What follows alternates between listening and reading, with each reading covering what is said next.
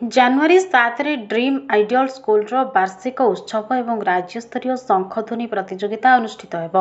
ଏନେଇ ଗୁରୁବାର ଏକ ସାମ୍ବାଦିକ ସମ୍ମିଳନୀରେ ବିଦ୍ୟାଳୟର ପ୍ରତିଷ୍ଠାତା ଗଙ୍ଗାଧର ଦାସ ସୂଚନା ଦେଇଛନ୍ତି। ସକାଳ 8 ଘଟିକାରେ 16ତମ ଶଙ୍ଖଧ୍ୱନି ପ୍ରତିଯୋଗିତା ଆରମ୍ଭ ହୋଇ 11ଟା ପର୍ଯ୍ୟନ୍ତ ଚାଲିବ।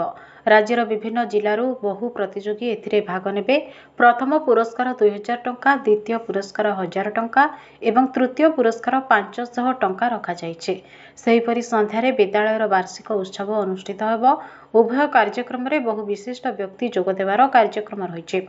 ସାମ୍ବାଦିକ ସମ୍ମିଳନୀରେ ଅନ୍ୟମାନଙ୍କ ମଧ୍ୟରେ କାଉନସିଲର ତଥା ଶଙ୍ଖଧ୍ୱନି ପ୍ରତିଯୋଗିତାର ସଭାପତି ରଞ୍ଜିତା ମହାପାତ୍ର, ସମ୍ପାଦକ ଭାବଗ୍ରାହୀ ମହାନ୍ତି, ବିଦ୍ୟାଳୟର ପ୍ରିନ୍ସିପାଲ ପୁଷ୍ପିତା ମହାନ୍ତି ପ୍ରମୁଖ ଉପସ୍ଥିତ ରହିଥିଲେ। प्रतिवर्ष पर ए वर्ष ड्रीम्स आइडियल स्कूल आम राज्यस्तरीय शंखध्वनि प्रतियोगिता पालन कराउछि एवं ए प्रतियोगिता हूँ 16तम प्रतियोगिता। एथिरे आमर प्रत्येक वर्गर लोक मैंने मिसी पारे, आबाल वृद्ध वनिता समस्ते मिसी पार्चंती। स्कूल पिला बेसी एम्फासिस दिया स्कूल पिला क्लास 3-4 रु 10म श्रेणी पर्यंत पिला गोटे वर्ग रखाई एवं कॉलेज पिला एवं आउ अन्य साधारण वर्ग लोक गोटे वर्ग रखाई एवं प्रतियोगी मानक जे प्रथम पुरस्कृत आम करूँ 3000 टंका देचु, द्वितीय पुरस्कृत को आम रखू 2000 टंका एवं तृतीय पुरस्कृत को रखू 500 टंका। ये आमर गला कार्यक्रम एवं एथिरे आम सकाळ 8टा रु 11टा पर्यंत कार्यक्रम जारी रखू। यापर आमको प्रतियोगी मानक 4टारे आमर जो वार्षिक उत्सव आमर ड्रीम्स आइडियल स्कूल जो 21तम वार्षिक उत्सव पालन करा जिवो से स्टेज रे आमको पुरस्कृत करिवो। शंखध्वनि प्रतियोगिता करूछु। शंख तो आमर जातीय चिन्ह कहगला जातीय शब्द आ शंख व्यतीत शंख आम हिंदू धर्मर शंखटा ही प्रथम आवश्यक अच्छी। तेणु आम कौन उद्देश्यमूलक कौन राजनीति बा कौन क्या आक्षेप करके जिनस पालन करा जाउनी। एटा 16 वर्ष धरिक आम पालन करूँ।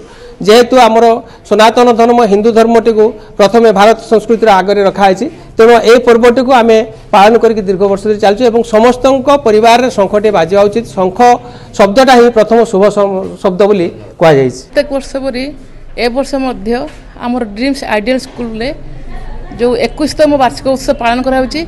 एटारे आम प्रथम सकाळे 8टा रु गोटे राज्यस्तरीय शंखध्वनि प्रतियोगिता रखुचु, जोठिकी एठी विभिन्न जिल्लारू समस्ते शंख फुंकिबे महिला माने एवं जहाँकि समस्ते भल पाते शंख फुंकिया पाई। तेणु आम प्रत्येक महिला माने एठी शंख फुंकिबे। जोटा प्रथम प्राइज आम रखीचु 2000 टंका, आम द्वितीय प्राइज रखीचु 1000 टंका एवं थर्ड प्राइज रखीचु 500 टंका। तेणु आपण मानकु जरिया मु समस्त को निवेदन करुच्ची समस्ते आसी एठारे शंख प्रतियोगितार भाग नियंतु एवं जमती समस्ते खुशी रे शंख को फुंकतु। एतिकी मु आपण मानक पाखरे रखिछि एवं बालेश्वर कोन समस्त जिल्लारो एठारे आसी महिला माने प्रतियोगितार भाग नियंतु एवं आमे भाबिछु ये कार्यक्रम बहुत सक्सेसफुल हबो। आमर संध्याळे रखिछु, आमर विभिन्न प्रकार कार्यक्रम रखाई संध्याळे।